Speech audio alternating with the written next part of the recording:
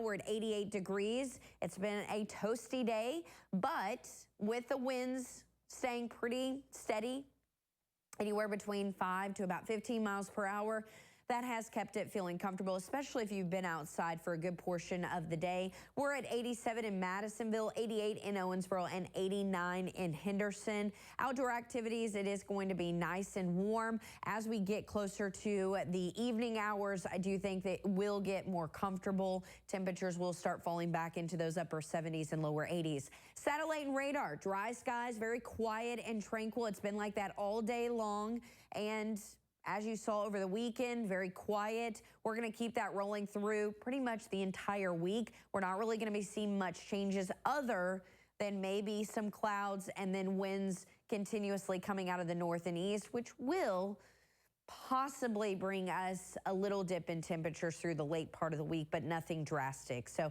the weather pattern that we're in right now, it's not looking to change much in the extended forecast. So as we do look, I do want to point out the tropics, because that's going to likely shift those winds more out of the north and east, which will give us a little bit of a dip in temperatures. Right now, though, we are tracking Hurricane Humberto as well as Tropical Storm Imelda.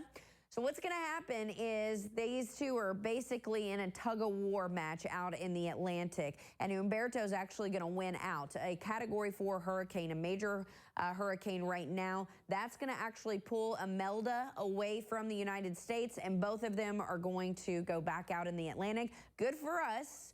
We don't have to worry about any major hurricanes making landfall in the United States, and it is also going to keep those winds coming out of the north and east, which will give us a little dip in temperatures through the back half of this week.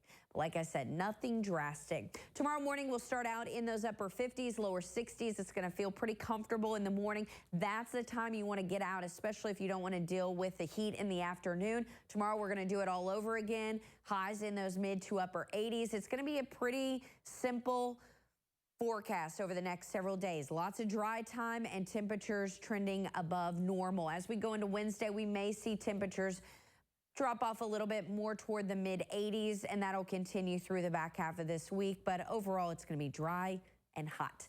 59 overnight, quiet and clear. By the afternoon, we will be warming up into those upper 80s, and we will continue to see 80s through the rest of this week with lots of sunshine taking you to that 7-day forecast. We will see a little bit of a dip through the back half of this week, and that comes from those northeasterly winds.